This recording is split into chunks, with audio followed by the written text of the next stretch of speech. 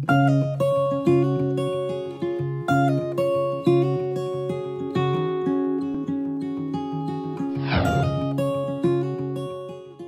make a lightweight, cost-effective prosthetic leg with which amputees, they can not just afford it, but they can not just walk, but they can also run, play, and dance. And thereby not just impacting their life, but also the community around them. That is, when people write them off saying that he lost a leg and he can't walk, but when they do feats like doing a marathon or dancing, it's also about changing their mindset. And given that we are a for-profit, sustainable social enterprise, there is value not just down to the users, but up the value chain to the artisans, wherein they have a better income. We're able to provide jobs to women, stabilizing families. So it's value up and down the chain.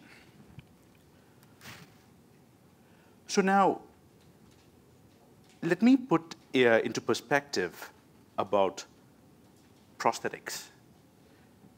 Just lower limb prosthetics, or people who, worldwide, there are 7 million people who've lost a part of their leg or both legs. In India alone, there are over 1 million people. Now, the primary cause of amputation, lower limb amputation, is due to diabetes, cancer, and road traffic accidents. And India is said to be the diabetic capital of the world. Now, if you are an amputee who has diabetes, there is a 55% probability that you will have a secondary amputation within 2 to 3 years, or die within 5 years. Now, that's because when people lose their leg, it's a very traumatic experience. And it's very debilitating when you lose your mobility. It changes your lifestyle. People go out less, they work less, their friends change, and it's just downhill from there. So there is a lot we can do in providing a cost-effective, yet functionally effective prosthetic leg that empowers them. So here at Rise Legs, we make these prosthetics that cost about 1/10 that of conventional prosthetics. They weigh at about 1/3 to half the weight of conventional prosthetics. You can have it covered with any skin, with any covering of your choice. It can be skin color, and it can be color matched to your skin tone. You can have the biggest tattoo you can ever have. And also, it is, using cane, it is something that elastically stores energy. Like when you walk, we can do this with our feet. Essentially, we are storing energy and we are releasing it midway. So you are able to store energy within cane and thereby giving you somewhat the functionality of what carbon fiber legs do. At again, fraction of the cost. Now, to do this, we hire local artisans. We give them a template based on which, using their techniques, they bend cane. And then they are able to, and we then integrate this lower extremity prosthesis, a cane, to existing best medical practice in terms of sockets. And we are able to make a functional, yet affordable prosthesis. Now, it's one thing to make a functional prosthesis. Just as Jackie said, that's what people need. But over and beyond, they are people like you and me who have dreams, and they want to go on with life and make a statement not just to them, not to the people around, more to themselves. So what really kicks us at Rise is really the Rise programs. wherein we have the RISE dance, sports, and the martial arts program, wherein we support amputees who want to get back into dancing, sports, and martial arts. And we connect them with people who are just awesome at what they do. I can't dance too well, I'll tell you that.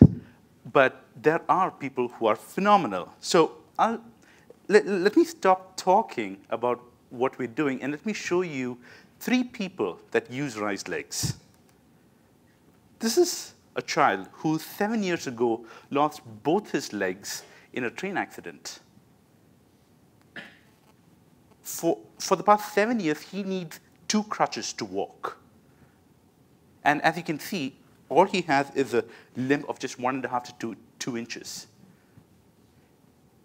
And he has a pair of legs that cost a little under a lakh, or which is 100,000 Indian rupees. And yeah, he was an athlete. And he stopped running, of course. Now, on wearing, so he came over 11 months ago, and we made him a RISE leg. And this is the first time, so he'd come 1 hour a day. And in the 3rd day, or more like the 3rd hour of using the prosthesis, this is the first time the child's able to walk without crutches. Can we have the volume a little up? So, right? So that's the first time. Now, you'll see he's a little wobbly. That's because he's always used crutches, so his core muscles are pretty weak. But nevertheless, that's a small milestone for him. And then in the 5th hour, he's able to do things like kick the football, right? Can we have the sound? Thank you. All right, never mind. So, and then a couple of weeks later, the child's able to walk over 4 kilometers on uneven road without holding hands, and he's now training to do the Bangalore 10K marathon. Parveen, she was a former dancer. She lost both her legs, and now, and when she came in 11 months ago, she came in with a walker. That's how, the walker, the 4 things, that's how she'd walk. Now she doesn't need the walker. She barely needs 1 crutch. That's just to, to stabilize herself. And now over and beyond, she's getting back into dancing. This is Diana Thalur and Richard Thalur from Bangalore. They're teaching her to dance. And she's taking baby steps into doing her first marathon. The last person, he is a 44-year-old supervisor in a vineyard. He would use a prosthetic leg that was pretty heavy. And for that, he could just work for about 3 hours a day. And then he'd get tired wearing the heavy prosthesis. He'd have to just take it off. And now, after fitting RISE legs, pardon me, you can't quite see, this whole thing is the leg, and he's just wearing white sock. He's now, because of its lighter weight, he's able to work for 13 hours a day, more income. And in fact, now when I call him back, hey, how's the leg and all that, and he goes like, I'm busy working. I'm like, okay, as long as you're doing all right, And yeah, I tell him, just walk with it at most. He's like, I remember once, he told me, can I drive a truck with this? And I was like, no, you can't drive a truck with this. And then, I can't speak Kannada, sadly. And then the translator was saying, no, he wasn't asking you, he's telling you he's driving a truck with this, I was like, oh, okay, that is not what, and this is his way of telling me how the leg was, So yes, he told me he can work for 13 hours, and then he told me, the previous leg he could just lift it like basically a foot off the ground, and now he could like a rocket, all the way up. And so he's doing well. So now, for me and my team, it's been awesome being able to impact their life in one way or another. And like this, now we are working with MIT, the International Red Cross, St. John's Hospital, CMC Vellore, the Indian government, in taking this forward and impacting many more other people's lives. And all this started when I am not trained. I'm not medically trained. I haven't made prosthetics before, and I haven't worked with wood before.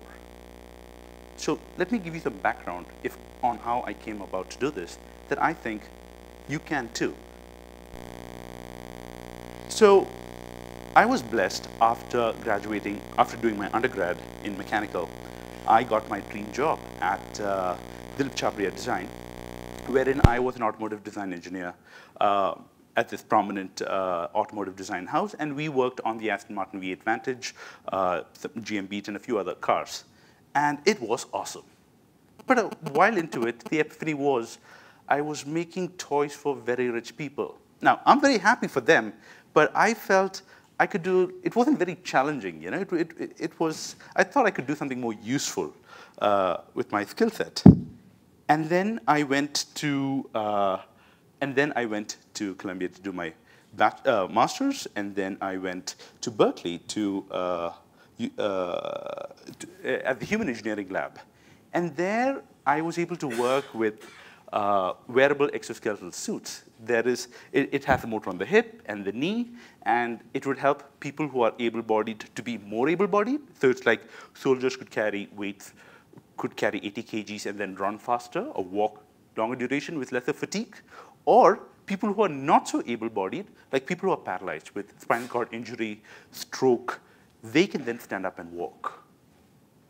And this was awesome. I did that for a couple of years. And then I went to Purdue to do my PhD in mechanical, wherein I was developing soft exoskeletal suits, where instead of having this rigid, bulky robot, it would be a fabric that you could weave shape memory alloy into the fabric, and it would act like an external muscle of sorts.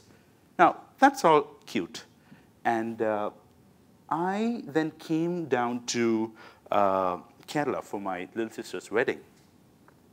And I had this interesting idea, or I had some time to myself, so it was more of a curiosity-based question.